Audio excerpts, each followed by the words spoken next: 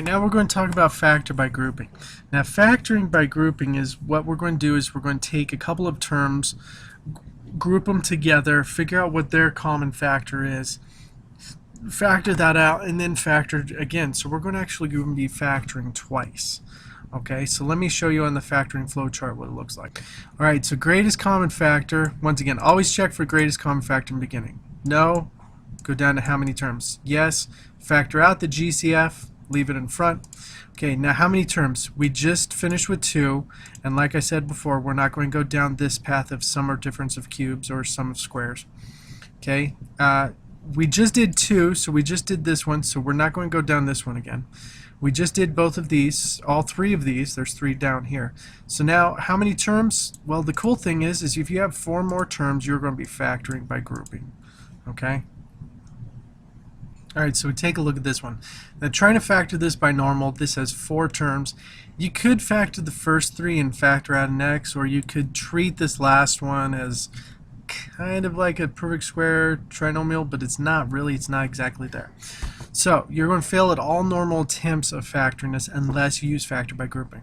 And factor by grouping is, I'm going to look at the first 2, and sometimes you might have to move them around, and I'm going to look at the last 2 and see what they have in common. So I'm going to look for the greatest common factor here.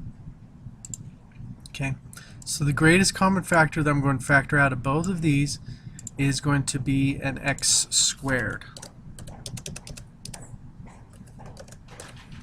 Okay, and what I'm going to do is I'm going to put the x squared in front, and I'm left with 2x plus 1. Okay. Alright, now out of this one right here, I'm going to see what's the biggest number I can bring out of both of these. Okay, and the biggest number I can actually bring out of both of them is a 16. So I bring in a 16 out of here, and I bring a 16 out of here. And so right here I'm going to have 16 parentheses 2x plus 1. Okay, now you're probably starting to see a pattern. Okay, you're like, wow, that's interesting. All of a sudden I factored, and I got done factoring just the first 2, and I'd done factoring the second 2, and I noticed that what I left inside the parentheses are both the same.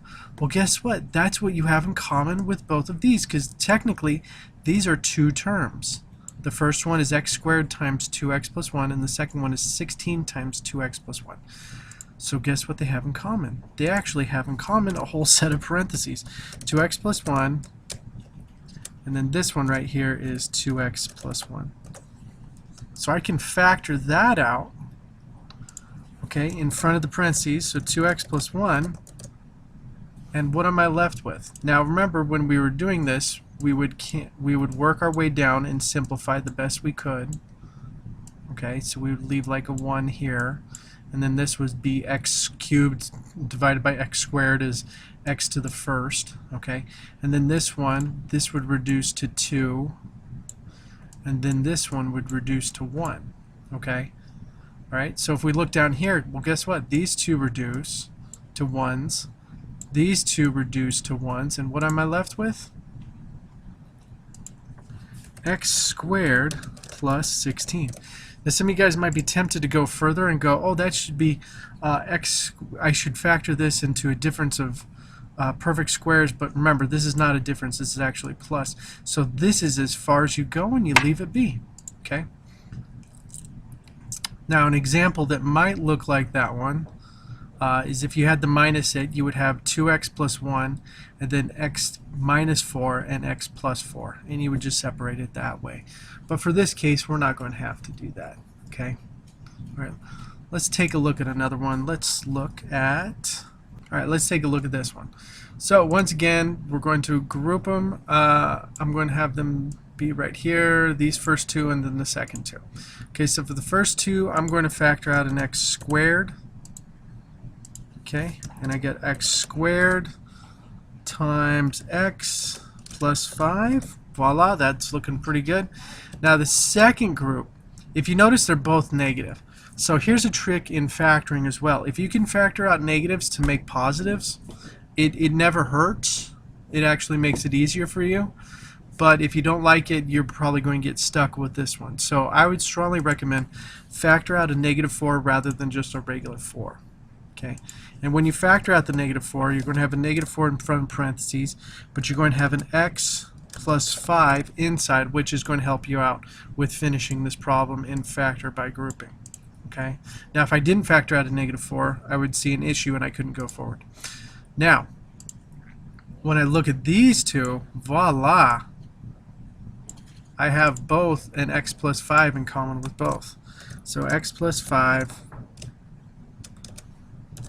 x plus 5, okay, and I can factor that out and have that be x plus 5 in the front, and then I would have an x squared minus 4.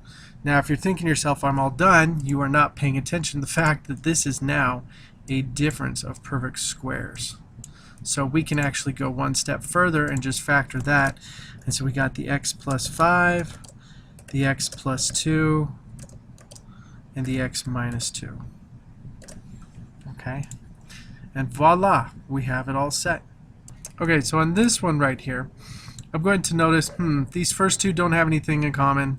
The second two have an x in common, but usually you should have two groups that should be in common.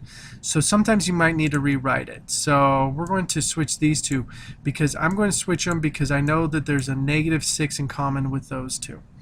So I'm going to be left with x cubed plus xy minus 6y minus 6x squared. Okay?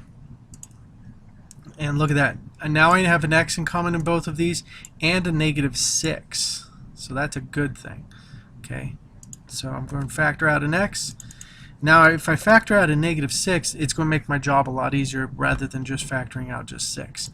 Okay, so I have x times x squared plus y, so that looks okay. Alright, and then this one's going to be -6 times y plus x squared.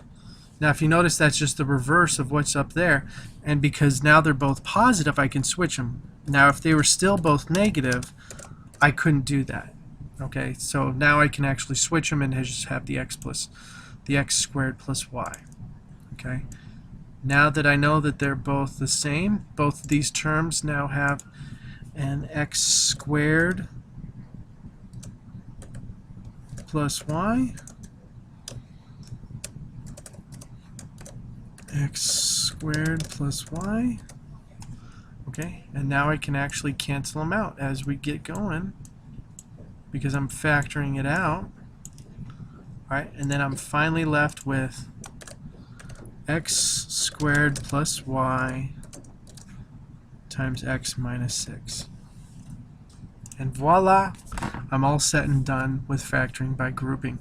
Now obviously there's a ton more examples, but I just showed you that sometimes you might have to rearrange some of them, and sometimes you can factor a little bit more.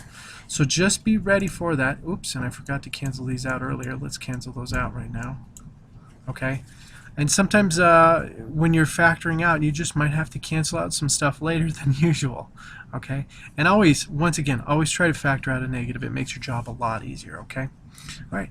That's it for factoring by grouping. I'll talk to you guys later. Bye.